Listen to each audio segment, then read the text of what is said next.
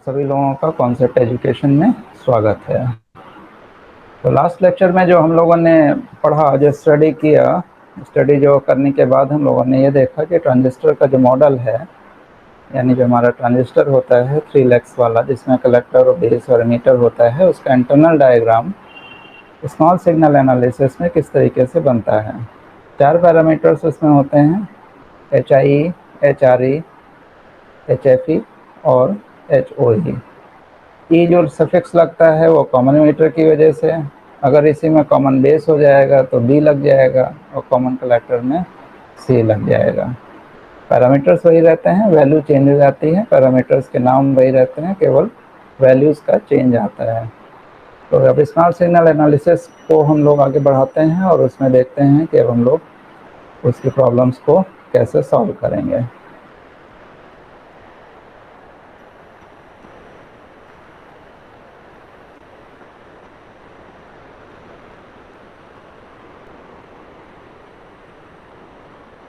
तो सबसे पहले एक बार थोड़ा सा ब्रीफ ही आपको दिखा देते हैं। ये फिगर जो हम लोगों ने कल डिस्कस किया था, ये ट्रांजिस्टर का हमारा लो फ्रीक्वेंसी मॉडल है।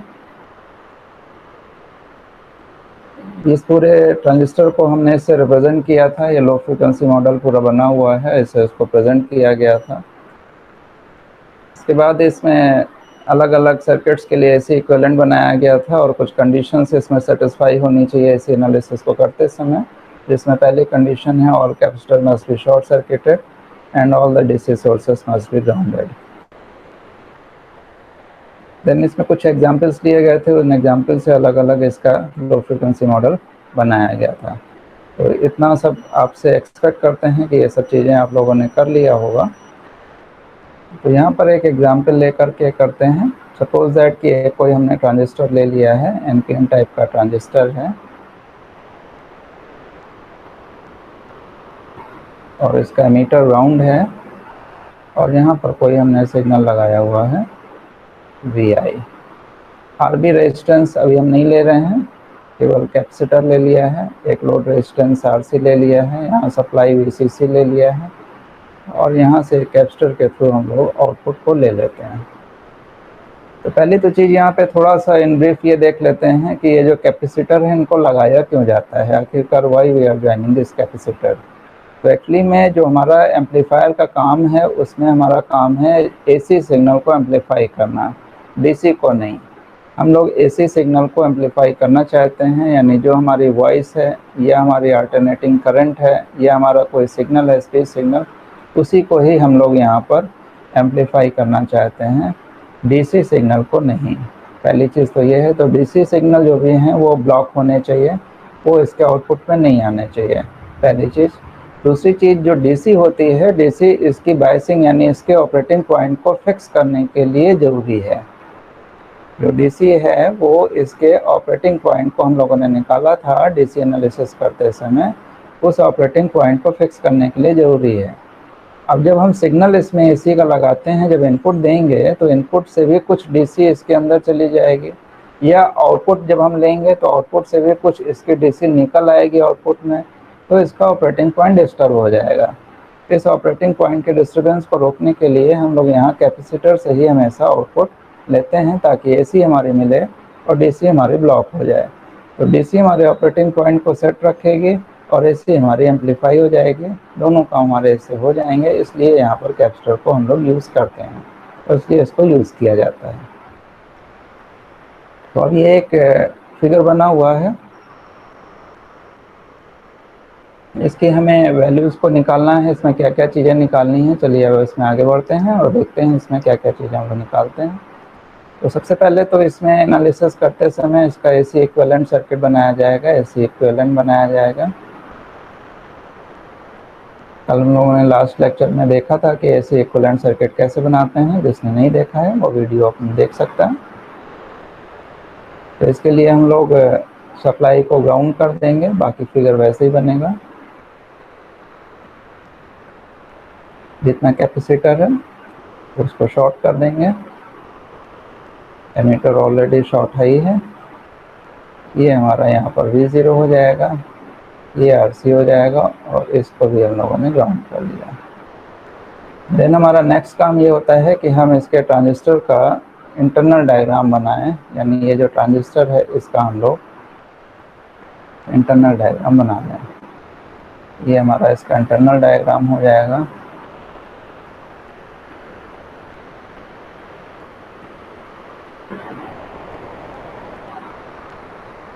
यहाँ से हमारी आईसी हो जाएगी। ये पॉइंट हमारा कलेक्टर का था। यहाँ पर HFE-IB लिखेंगे, HFE-IB। ये 1/HOE रेजिस्टेंस के फॉर्म में लिख दीजिए इसको, तो ये ओम में आ जाएगा। ये HI हो गया, ये आपका HRE VCE, और ये आपका ये टर्मिनल हो गया बेस का। ये टर्मिनल हमारा मीटर का हो गया, और ये टर्मिनल हमारा कलेक्टर का हो गया। अब इसमें हमारा जो RC रेजिस्टेंस है उस रेजिस्टेंस को लगा देंगे। यहाँ पर एक ही रेजिस्टेंस लगा हुआ है जो कि कलेक्टर से ग्राउंड के बीच में है। ये हमारा कलेक्टर है, इसके ग्राउंड के बीच में हम यहाँ पे एक रेजिस्टेंस RC लगा देंगे, और ये हम इसको ग्राउंड कर देंगे। V0 जो लिया गया है वो कलेक्टर से लिया गया है। ये कलेक्टर है, ये मीटर है, और ये बेस है। तो V0 जो आउटपुट है वो कलेक्टर से लिया गया है, और ग्राउंड के बीच में V0 जो हमेशा लिया जाता है। अगर टर्मिनल पे वोल्टेज ऐसे दिखाया गया है तो आप सभी लोगों को पता है कि ये ग्राउंड के रेस्पेक्ट में ऑलवेज लिया जाता है। अगर कहीं टर्मिनल में वोल्टेज दिखाई दे रहा है आपको, तो that will always with respect to the ground. V0 यहाँ पे ग्राउंड के रेस्पेक्ट में आपका ये हो जाएगा ये, और VCE जो है वो भी आपका यही है, दोनों सेम चीज़ें ही आएंगी। यहाँ पर बेस से आपकी एक सप्लाई लगी हुई है, ये इनपुट VI सिग्नल है, ये लगा हुआ है। इससे करंट हमारी IB जाएगी, ये IB हो जाएगी। इनपुट से जाने वाली करंट को हम यहाँ I मान लेंगे, ये II हो जाएगी। अब यहाँ पर देखिए, यहाँ पर अब आपको एनालिसिस को देखना है कि यहाँ पर एनालिसिस हम लोग कैसे करेंगे। तो इसका देखिए एक सीक्वेंस होता है, इसमें 4 चीज़ें हम लोगों को निकालनी होती हैं। There are the 4 items which have to calculate for the small signal analysis. वो 4 चीज़ें क्या हैं? 4 थिंग्स, हमेशा ध्यान रखिए। 4 इसमें चीज़ें निकाली जाती हैं, 4 थिंग्स टू कैलकुलेट। क्या चीज़ें कैलकुलेट होती हैं और किस सीक्वेंस में कैलकुलेट होती हैं? ये रैंडमली आप नहीं कैलकुलेट करेंगे, बट उसका एक सीक्वेंस होगा। पहली चीज़ होती है AI। AI is known as the current gain। Current gain, this is the ratio of IC upon IB। This is the ratio of IC upon IB। दूसरा जो इसमें होता है वो निकाला जाता है ZI। पहले AI निकालेंगे, देन ZI निकालेंगे। ZI होता है VBE upon IB। This is the internal impedance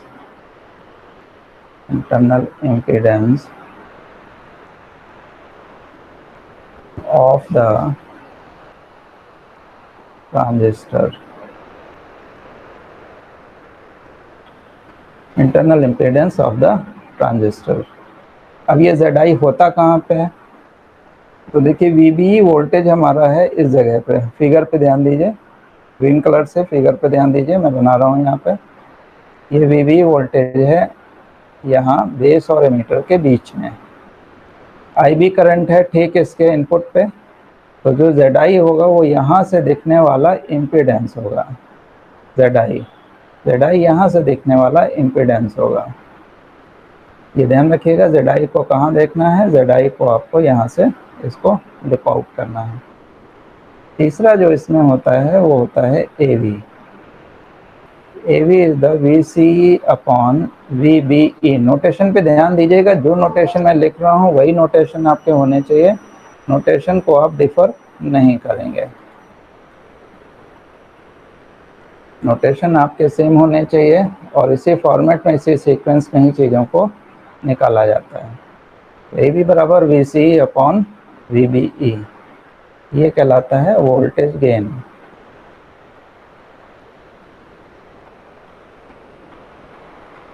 और फिर चौथी चीज़ यहाँ पर है ZO। ZO जो होता है वो होता है VCE upon IC। This is the output impedance. Output impedance of the transistor, ये आपका होता है output impedance of the transistor.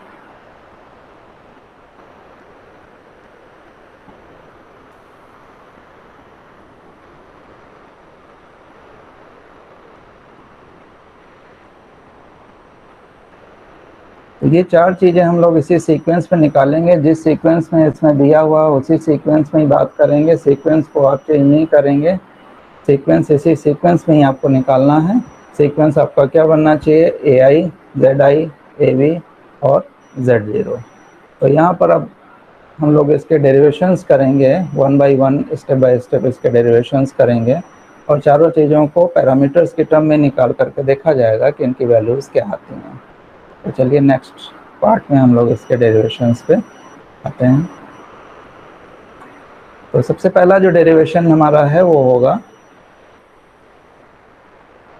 सबसे पहला डेरिवेशन हमारा जो होगा वो होता है करंट गेन के लिए, यानी AI के लिए।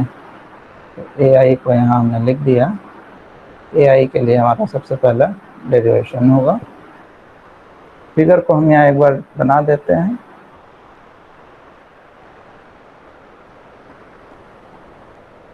इन डेरिवेशंस को समझने की ज़रूरत है। इसको देखिए, अगर आप फार्मूले को याद रखने की कोशिश करेंगे, बीइंग ए डिप्लोमा होल्डर ये आप लोगों की आदत होती है। आदत क्या है कि अभी आप छोटे क्लास में ही समझिए, अपने आप को रटने की आदत होती है कि किसी चीज़ को रट लीजिए। तो यहाँ रटिए नहीं इसको, इसको समझ लीजिए, तो ये लाइफ टाइम तक याद रहेगा। और अगर आपने रटने की कोशिश की तो 100% आप इसको भूल जाएंगे। कहाँ पर आपकी कौन सा पैरामीटर है सब आप भूल जाएंगे। इस वजह से इसको आप समझ के चलिए। ये ट्रांजिस्टर का मॉडल है। इसमें इधर ये VB लगा हुआ था, ये VI था, यहाँ पे सॉरी VI था ये, और यहाँ पर हमारा ये रेजिस्टेंस था RC, और यहाँ पर था VC, यानी ये कलेक्टर पॉइंट है और ये एमीटर पॉइंट है, और V0 VC दोनों बराबर हैं। अब AI निकालने के लिए always use second equation. Second equation हमारी क्या थी, ये आपको याद होनी चाहिए। सेकेंड इक्वेशन थी IC equal to HFE IB plus HOE VCE। ये हमारी जो दो इक्वेशन थी, VB equal to HIE IB plus HRE VCE, और दूसरी इक्वेशन थी IC equal to HFE IB plus HOE VCE। इस सेकेंड इक्वेशन को हम यहाँ पर टेकअप करेंगे। अब यहाँ पर VCE वोल्टेज है, VCE वोल्टेज को इसके सर्किट से निकाला जाएगा। अब यहाँ पर ध्यान दीजिए आप लोग, VCE वोल्टेज को हम लोग कैसे लिखेंगे, यहाँ पर अब ध्यान दीजिए। ये जो IC करंट है ये ऐसे फ्लो कर रही है। अब ये IC करंट, इधर तो कोई टर्मिनल है नहीं, तो ये IC करंट आएगी कहाँ से? ऐसे ही आएगी, इस तरीके से जाएगी और ऐसे जा करके ऐसे घूम जाएगी IC करंट। यही तो इसका पाथ होगा। जब ये IC करंट इस रेजिस्टेंस से इंटरैक्ट करेगी तो एक वोल्टेज ड्रॉप बनाएगी। उस वोल्टेज ड्रॉप की वैल्यू में प्लस नीचे होगा और माइनस नीचे होगा। जो भी पुराने लोग हैं उनको पता है, नए लोगों के लिए बता दें, जिधर से करंट इंटर करती है उधर प्लस का साइन बनता है और दूसरी तरफ माइनस का साइन होता है। ये वोल्टेज का यहाँ पर ड्रॉप होता है। IR जो हम लोग लिखते हैं V इक्वल टू IR, वो तो वैल्यू होती है, और प्लस माइनस हम लोग जिधर से इंटर करेंगे उधर प्लस लिखेंगे और दूसरी तरफ माइनस लिखेंगे। तो इन दिस कन्वेंशन, करंट इधर से इंटर कर रही है इस रेजिस्टेंस में, तो इधर प्लस बनेगा और इस तरफ माइनस बनेगा। हम लोग VCE जो काउंट करते हैं उसमें हम लोग ऊपर की तरफ प्लस लेते हैं और नीचे की तरफ माइनस लेते हैं। यानी VCE को जब हम लोग लिखते हैं वो प्लस या ऊपर लिखते हैं और माइनस नीचे लिखते हैं। इसका मतलब है कि VCE को अगर हम लोग यहाँ पर लिखें तो VCE बराबर हो जाएगा माइनस में IC RC। देखिए ये टर्मिनल यहाँ पे देखिए ये माइनस में आ रहा है, ये टर्मिनल आपका माइनस में है, इसलिए VC किस में आएगा, माइनस में आएगा। और वैल्यू कितनी हो जाएगी, करंट है इसमें IC करंट फ्लो कर रही है, रेजिस्टेंस कितना है, RC है।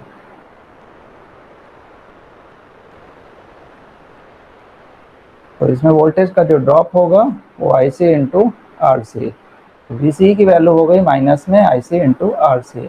आपको अब कुछ नहीं करना है, ये इक्वेशन नंबर 2 हो गई। और इसको इक्वेशन नंबर,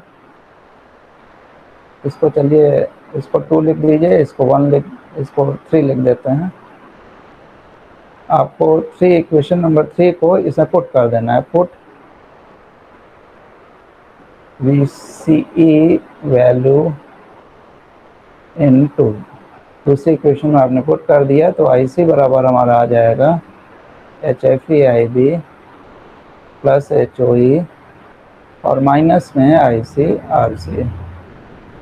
अब यहाँ पर IC हमारा कॉमन हो जाएगा 1 प्लस HOE RC और यहाँ पर हो जाएगा HFE IB। अब यहाँ से रेशियो हमें मिल जाएगा IC अपॉन IB का रेशियो ले लीजिए, तो ये वैल्यू हो जाएगी HFE बटे 1 प्लस HOE RC। और यही आपका होता क्या है, this is the current gain AI। IC upon IB बराबर हो गया HFE upon 1 plus HOE RC। ये आपका पहला फार्मूला ड्राइव हो गया।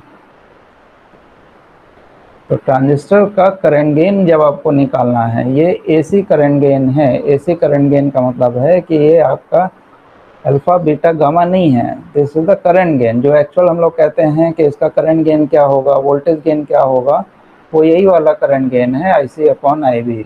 वो अल्फा बीटा जो होता है वो DC का है, वो बाइसिंग के लिए होता है, उसमें आप सिग्नल नहीं लगा रहे होते हैं। यहाँ पर आपने सिग्नल लगाया है, उस सिग्नल की लगाने की वजह से ये IB करंट आपकी फ्लो हो रही है और इस IB करंट की वजह से यहाँ पे IC करंट आउटपुट में आ रही है। उसी करंट का gain IC upon IB equal to HFE upon 1 plus HOE RC। ये आपकी वैल्यू हो गई। अब यहाँ पर एक चीज़ आपको और अप्रॉक्सीमेशन के लिए आपको बता देते हैं कि HOE की वैल्यू को पीछे आपने अगर याद हो, आपको कोई बता सकता है HOE की वैल्यू क्या थी, बिना देखे बता सकता है कोई कि HOE की वैल्यू क्या थी पीछे, कॉमन एमीटर के केस में कोई बताइए पीछे का। IC upon VCE। HOE की वैल्यू क्या थी, वैल्यू न्यूमेरिकल वैल्यू क्या थी, 24 micro ampere per volt. Yes 24 micro ampere per volt. ये वैल्यूज आपको याद रखनी चाहिए, जिसको नहीं याद है वो याद कर लीजिएगा। 24 माइक्रो एम्पियर पर वोल्ट यानी 24 इंटू 10 की पावर -6 एम्पियर पर वोल्ट, ये HOE था। और यहाँ पर 10 की पावर -6 है, -6। अब इसकी वजह से ये होगा कि अगर हमें AI में वैल्यू को यहाँ पे रखें HFE अपॉन 1 प्लस और ये 24 इंटू 10 की पावर -6 और यहाँ RC की कुछ वैल्यू रखें, तो अगर किलो में भी ये वैल्यू रखेंगे तो 10 की पावर 3 और -6 है ये, यानी 10 की पावर -3 फिर भी ये बचेगा।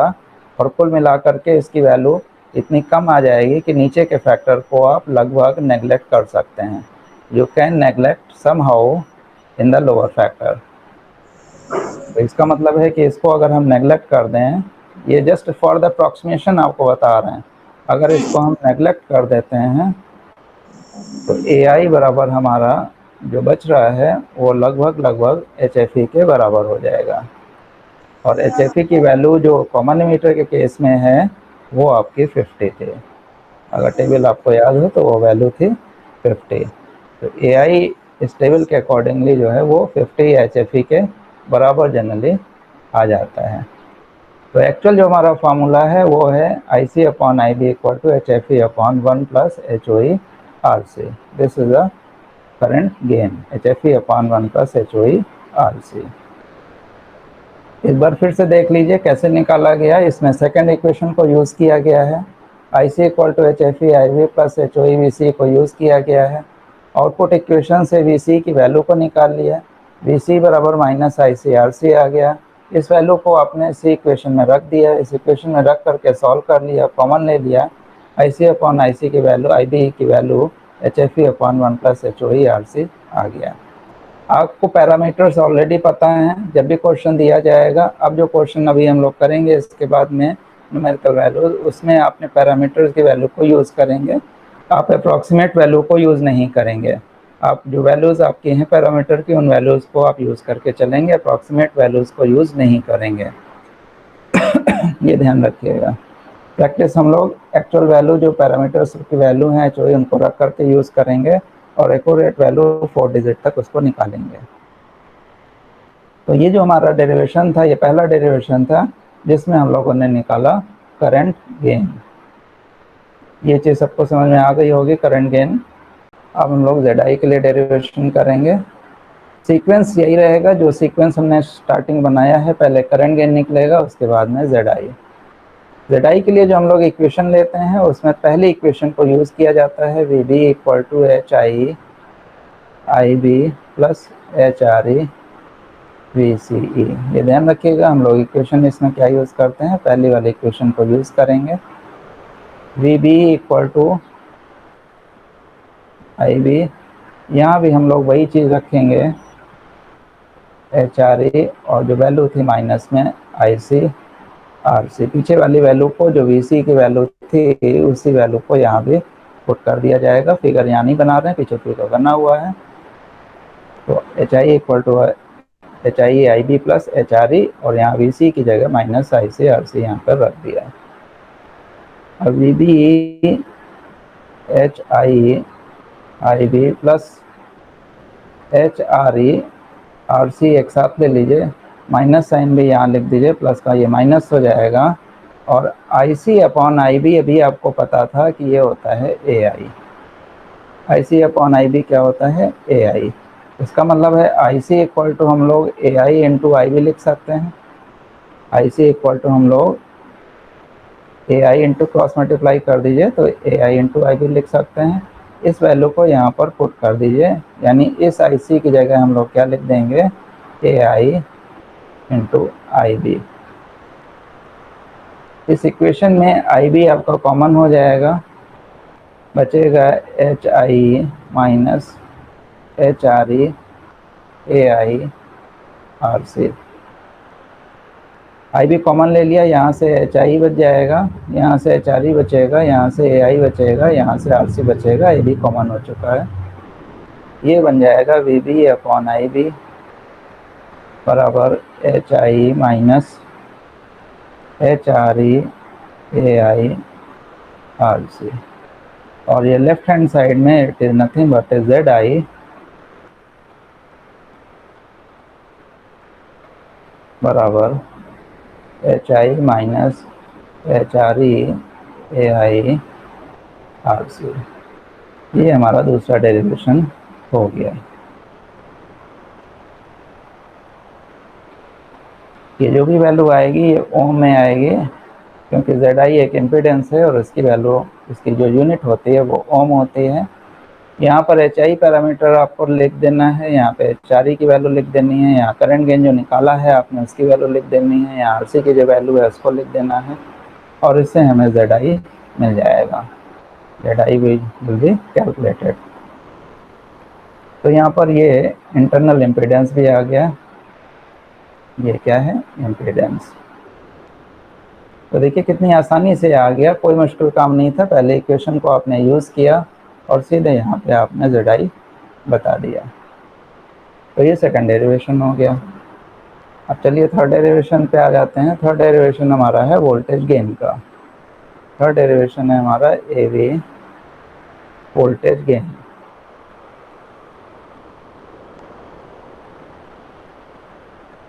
AV जो वोल्टेज गेन होता है that is a ratio of VC upon VBE। AV बराबर VC अपॉन VBE, इसको हम लोग वोल्टेज गेन बोलते हैं। ये सब ट्रांजिस्टर के चीज़ें अभी आ रही हैं। अभी पूरे सर्किट को जब हम इसमें डिज़ाइन करेंगे, पूरा सर्किट में बायसिंग के रेजिस्टेंस वगैरह लगेंगे तो उसका एक आउटर गेन अलग आता है। ये अभी इंटरनल ट्रांजिस्टर के इंटरनल जो गेन्स होते हैं, 4 वैल्यूज़ होती हैं, उसके बारे में है ये। तो AV बराबर VC अपॉन VB होता है। अब इसका डेरिवेशन हमें करना है। तो सिंपल, इसमें भी कोई प्रॉब्लम नहीं है। इसके लिए एक बार आपको हम इस फिगर से कुछ चीज़ आपको समझाना चाहते हैं। इसको समझिए कि ZI क्या होता है। जरा ZI को देख लेते हैं। ये ZI है, यहाँ से दिखने वाला ये VBE है। यहाँ पे करंट हमारी IB जा रही है, इन वैल्यूज़ को लिख लीजिएगा। ये आपका ZI है। इसका मतलब क्या होता है? इसका मतलब होता है कि यहाँ से ले करके यहाँ तक, इसका मतलब ये होता है कि अगर हम ZI के फॉर्म में बात करें तो यहाँ से ले करके यहाँ तक का पूरा सर्किट, ये जितना भी सर्किट है, इस साइड का, राइट हैंड साइड का पूरा circuit can be replace by a single impedance, can be replaced by a single impedance which is known as ZI। इसकी जगह हम पूरा एक इम्पीडेंस बना सकते हैं जिसको हम लोग क्या बोलेंगे? ZI बोलेंगे। और बाकी जो लगा हुआ है उसको एज इट इज लगा दीजिए, यानी ये VB है आपका, और ये यहाँ से करंट क्या जा रही है? IB जा रही है। तो इम्पीडेंस का एक्चुअली में मतलब क्या होता है? जो इंटरनल इम्पीडेंस है उसमें इन सोर्स का आप अलग से निकालना चाहेंगे तो आप नहीं निकाल सकते हैं, क्योंकि इसका तो इम्पीडेंस आपको पता ही नहीं होता है। तो इम्पीडेंस निकालते समय, इसका इंटरनल इम्पीडेंस निकालते समय, इसके जो इक्वेशन अभी हम लोगों ने पीछे डेरिवेशन किया है, उसी फॉर्मेट से ही निकाला जाएगा। और इसका जो मीनिंग है वो ये है कि इस पूरे सर्किट का राइट हैंड साइड का पूरा इक्विवेलेंट इम्पीडेंस, ये कोई फिक्स वैल्यू वैसे नहीं आएगी कि आपकी एक रेजिस्टेंस की वैल्यू है या फिजिकल क्वांटिटी है, ये आपकी एक इक्विवेलेंट वैल्यू है जो कि इस इम्पीडेंस के बराबर आएगी। इस इम्पीडेंस से इसको आप रिप्लेस कर सकते हैं अपने फर्दर कैलकुलेशन के लिए। आगे जहाँ कहीं आप इसको यूज़ करके कैलकुलेशन करना चाहते हैं वहाँ आप इसको यूज़ कर सकते हैं।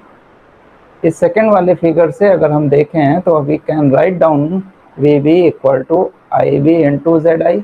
इसको हम लिख सकते हैं VB equal to IB into ZI, कोई प्रॉब्लम नहीं है, क्योंकि करंट हमारी ये जा रही है IB, ZI हमारा इम्पीडेंस है, तो इसके क्रॉस होने वाला वोल्टेज ड्रॉप ही तो है VB। तो ये VB equal to IB into ZI हो जाएगा। इस चीज़ को हम लोग यहाँ पुट करेंगे। VC आपको पता था, VC इक्वल टू माइनस में IC इंटू RC आपने लिखा था, और VB आपने ये लिख दिया अभी IB इंटू ZI। इन दोनों वैल्यूज़ को इसमें पुट कर दिए AB में, तो AB बराबर है VC अपॉन VBE, और जब वैल्यूज़ को हम यहाँ पुट करेंगे तो IC इंटू RC हो जाएगा, और यहाँ पर हो जाएगा IB इंटू ZI। तो यहाँ बहुत बढ़िया चीज़ हमारी बन गई है कि माइनस में IC अपॉन IB आप पीछे कैलकुलेट कर चुके हैं। ये हमारा फैक्टर जो होता है this is nothing but AI। तो माइनस AI आप पीछे ही कैलकुलेट कर चुके हैं, RC बटे ZI। ये हमारा हो गया AB। तो AB की वैल्यू भी यहाँ पे हमने ड्राइव कर ली। ये हो गया वोल्टेज गेन, और ये चूँकि गेन है तो इसकी भी कोई यूनिट नहीं होगी। Simply AB equal to minus AI into RC upon ZI। RC आपको पता होगा, फॉर्मूले को क्वेश्चन में दिया होगा। ZI आपका इंटरनल इम्पीडेंस है, उसको भी आपने निकाल ही लिया है इससे पहले। AI इससे पहले आपने निकाला है, AI आपको पता था, ZI आपको पता था, इसमें रख देंगे तो आपको मिल जाएगा AB।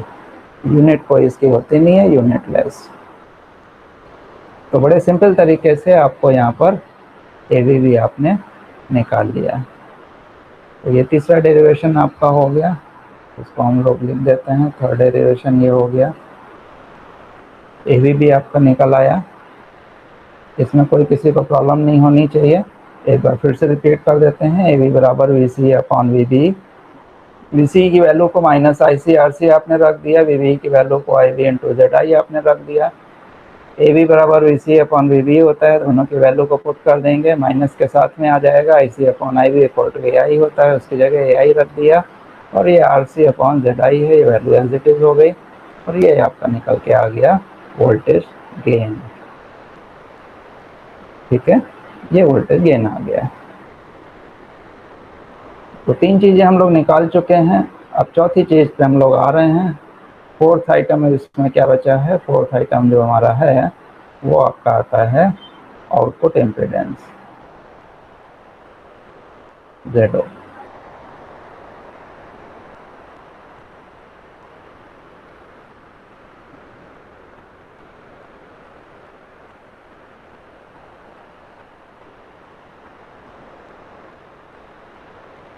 आउटपुट इम्पीडेंस निकालते समय यहाँ पर आपको कुछ बातों का ध्यान रखना है। क्या बातों का ध्यान रखना है, किस चीज़ का ध्यान रखना है, ये अभी हम आपको बताते हैं। जो लोग पढ़ चुके हैं उनको तो ये बात पता है, लेकिन जिन्होंने अभी नया नया पहली बार पढ़ रहे हैं, यहाँ पे मुझसे पहली बार पढ़ रहे हैं, उनको ये समझना बहुत ज़रूरी है। उनको ये निश्चित रूप से पता नहीं होगा।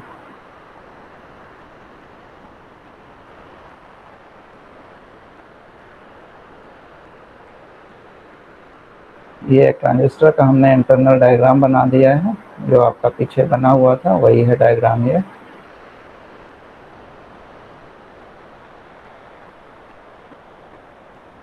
इसको हमने यहाँ पे फिर से आपके लिए ड्रॉ कर दिया है।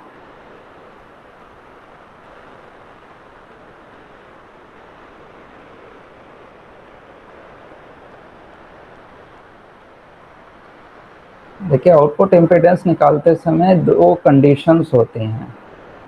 कंडीशन, ये ध्यान रखिएगा, रूल्स रेगुलेशन को हमें फॉलो करना है। आउटपुट इम्पीडेंस, केवल आउटपुट इम्पीडेंस कहीं पे भी निकाला जाए, चाहे ट्रांजिस्टर के केस में हो, चाहे FET के केस में हो, चाहे किसी सर्किट के एनालिसिस के केस में हो, चाहे ओपन के केस में हो, चाहे किसी मशीन के केस में हो, चाहे किसी आउटपुट या ह्यूमन सिस्टम के केस में, कहीं पे भी दुनिया में कहीं पे भी अगर आउटपुट इम्पीडेंस की बात कर रहे हैं, ध्यान रखिएगा, there must be satisfy the two conditions. दो कंडीशन मस्ट बी सेटिस्फाई होनी चाहिए। दो कंडीशन सेटिस्फाई अगर आप नहीं कर रहे हैं तो आप आउटपुट इम्पीडेंस गलत निकाल रहे हैं। स्पष्ट है, बिल्कुल आप गलत निकाल रहे हैं। पहली कंडीशन क्या है? पहली कंडीशन ये है कि आउटपुट इम्पीडेंस जहाँ भी आपको निकालना है, जिसका निकालना है, वहाँ उसके बाद का लोड आप डिस्कनेक्ट कर दिए। Disconnect the load. लोड आप डिस्कनेक्ट कर देंगे, यानी कोई भी मशीन है, मान लीजिए मैकेनिकल सिस्टम है, मैकेनिकल सिस्टम मान लीजिए आटा चक्की ले लेते हैं, तो आटा चक्की में पट्टे को अलग कर दिए, जिससे वो घूमता है, जिससे लोड कनेक्ट रहता है, उसको आप अलग कर दिए।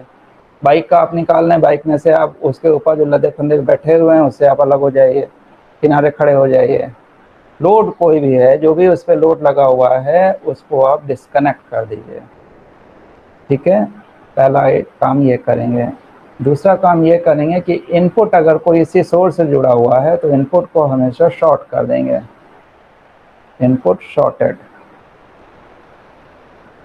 Input shorted. अगर कोई वोल्टेज सोर्स है, इफ वोल्टेज सोर्स, अगर कोई वोल्टेज सोर्स लगा हुआ है तो उसको शॉर्ट कर देंगे, और अगर कोई करंट सोर्स है तो उसको हटा देंगे। हटा करके सीधे सीधे लिख दीजिए इनपुट शॉर्टेड, बस हटा करके शॉर्ट कर देंगे। ये समझिए, ये दो चीज़ें इसमें करेंगे तभी इसके हम आउटपुट इम्पीडेंस को निकाल पाएंगे। तो यहाँ पर इन दोनों चीज़ों को यहाँ पे इम्प्लीमेंट किया जाएगा। आउटपुट इम्पीडेंस निकालते समय टेढ़ी खीर होती है, थोड़ा सा इसको समझ के चलिएगा। यहाँ पर इन चीज़ों को हम लोग फॉलो करेंगे। तो इन चीज़ों को यहाँ पर निकालने के लिए देखिए, ये आउटपुट इम्पीडेंस है, ये RC यहाँ पे आउटपुट लोड है, दिस इज द लोड। ये ट्रांजिस्टर का पार्ट नहीं है, बल्कि आपने अलग से लगाया है। तो सबसे पहला काम हमारा ये होगा कि पहली कंडीशन को फॉलो करने के लिए इसको आप हटा दीजिए, इसको आप हटा दीजिए। तो देखिए, मैंने इसको हटा दिया, ये हटा दिया, ये सब हटा दिया, ये हमने यहाँ से हटा दिया इसको। दूसरी कंडीशन को करने के लिए, सेटिस्फाई करने के लिए, यहाँ से वोल्टेज सोर्स को हम हटा देंगे। ये वोल्टेज सोर्स हट गया, ये हमने हटा दिया। और क्या करना है? और कह रहा है कि शॉर्टेड करना है, आप इसको शॉर्ट कर दिए, आप इसको शॉर्ट कर दीजिए। यहाँ जो इसकी वैल्यू थी HREVC थी। अब जो हमारा फिगर बना वो इस तरीके का फिगर आपका बन रहा है। ठीक है, अब ये हमारा इस तरीके का फिगर बन रहा है। अब यहाँ पर आप ZO जो हो जाएगा, वो ZO यहाँ से दिखने वाला इम्पीडेंस हो जाएगा, और ZO की वैल्यू हो जाएगी VCE/IC। IC कौन सी करंट है? ये कलेक्टर है, ये IC करंट है, और VC यहाँ का वोल्टेज है, ये VC का वोल्टेज है। तो VCE अपॉन IC आपके ZO की वैल्यू हो जाएगी और इसी ZO को ही हमें कैलकुलेट करना है।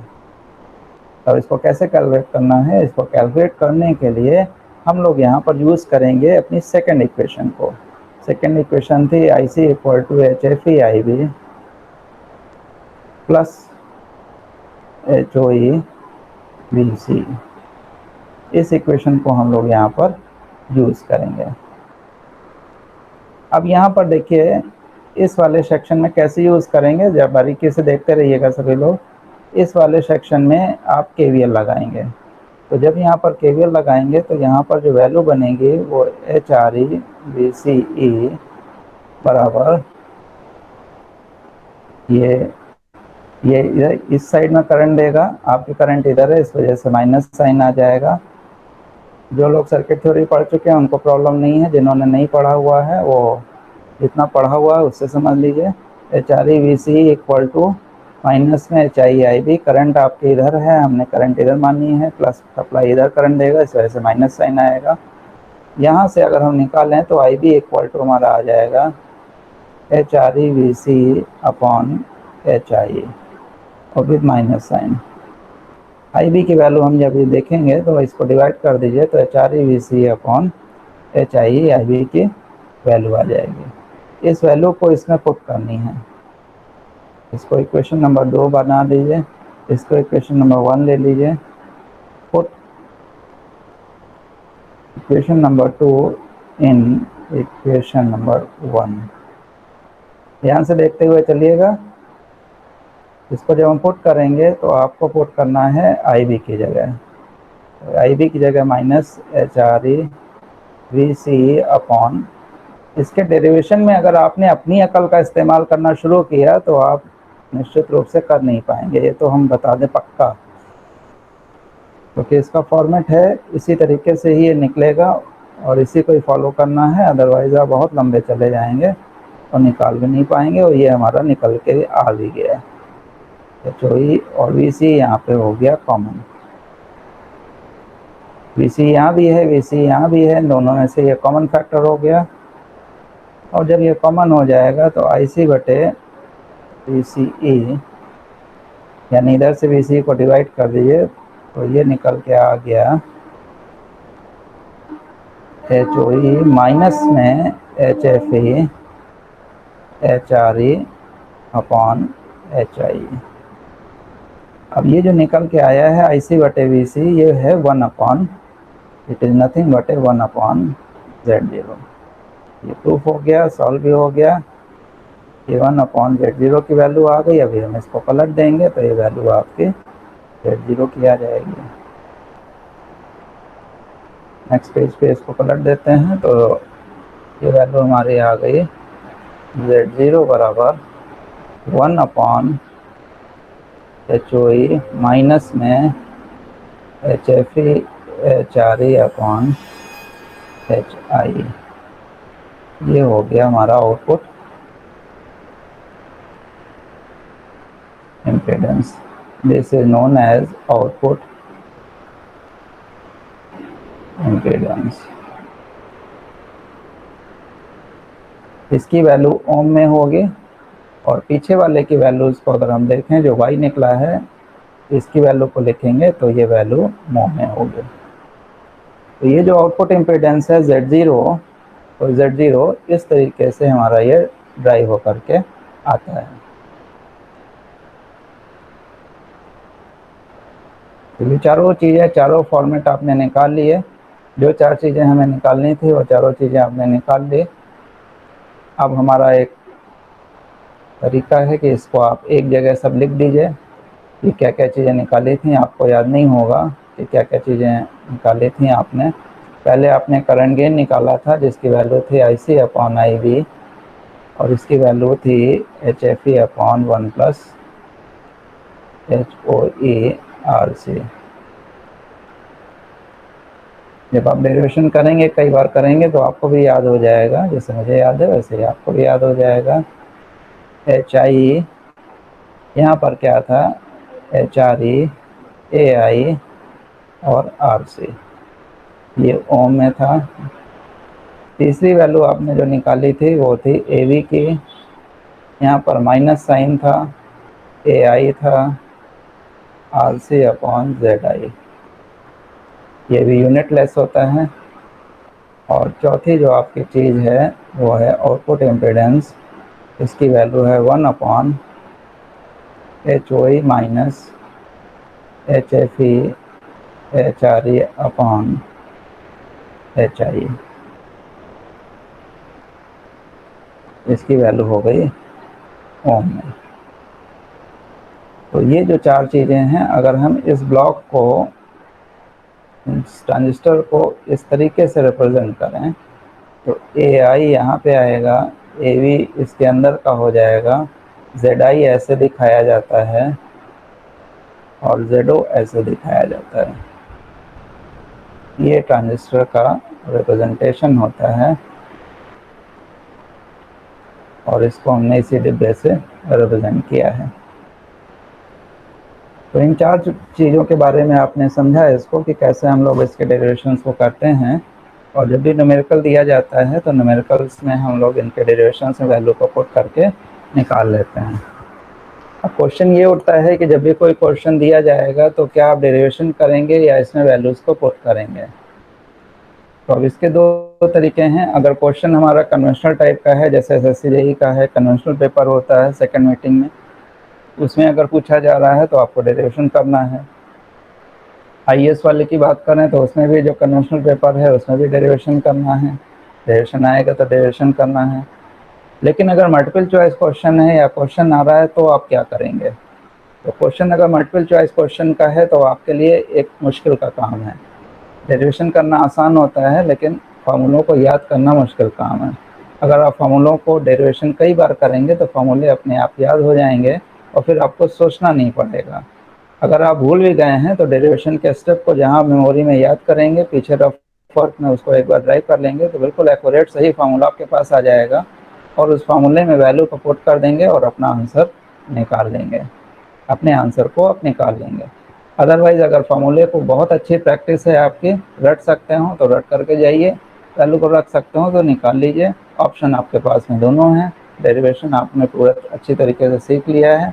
मेरे हिसाब से आपको इक्वेशन बहुत अच्छी तरह से सॉल्व कर लेनी चाहिए। कई बार 3-4 बार डेरिवेशन कर लीजिए, वैल्यूज ऑटोमेटिकली याद हो जाती हैं और उसके बाद इसको आप कर लीजिए। एक चीज़ ध्यान रखिएगा, ये वो क्वेश्चंस होंगे इस पे जो जनरली बच्चे नहीं करते हैं। जो बच्चे सेलेक्ट होते हैं और जो नहीं सेलेक्ट होते हैं उनको डिसाइड करने वाला जो सेक्शन है वो सेक्शन ये है। जिन बच्चों का सिलेक्शन है वो इन सब चीज़ों को करके आते हैं। एक क्वेश्चन भी अगर आपने कर लिया तो आप 2 मार्क्स आगे हो जाते हैं, एक क्वेश्चन और कर लिया तो 2 मार्क्स और आगे हो जाते हैं, मेरिट आपके ऊपर बढ़ जाती है। जनरली लोग इन टॉपिक्स को छोड़ देते हैं ये समझते हुए कि अरे ये तो बड़ा लंबा है, कहाँ हम इसको याद करेंगे, इतनी देर में तो 4 क्वेश्चन कर लेंगे। तो 4 क्वेश्चन करते नहीं है, बल्कि 4 क्वेश्चन वो गलत करके आते हैं और जो सही उनको करना चाहिए था उसको करते ही नहीं है।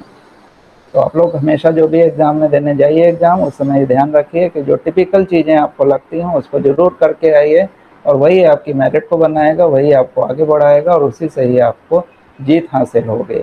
और जब इंटरव्यू में फाइनल स्क्रीनिंग टेस्ट होता है तो वहाँ पे ये वैल्यू फिर से काम में आती है। आपको डर नहीं लगेगा, आपने डेरिवेशन किए हुए, कोई कहीं से भी पूछे नो प्रॉब्लम। आपको सब पता है कि ZI क्या होता है, ZO क्या होता है, करंट गेन क्या होता है, AV क्या होता है, you know each and everything. ये आज का हमारा टॉपिक था। इसमें 4 चीज़ों को आपने पढ़ लिया। आपने करंट गेन पढ़ा, ZI पढ़ा, AV पढ़ा, ZO।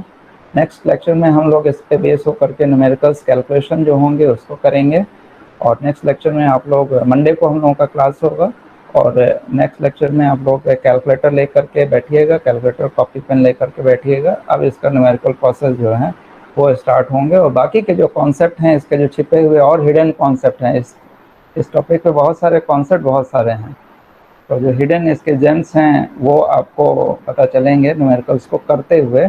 उस समय आप देखेंगे कि कहाँ पे क्या क्या गलतियाँ हमारी होती हैं और आंसर हमारे कैसे गलत हो जाते हैं। तो ये आज का हमारा लेक्चर था। तो आज के लिए बस इतना ही। Thanks for watching. Next lecture में हम लोग फिर मिलते हैं, तब तक के लिए बाय बाय।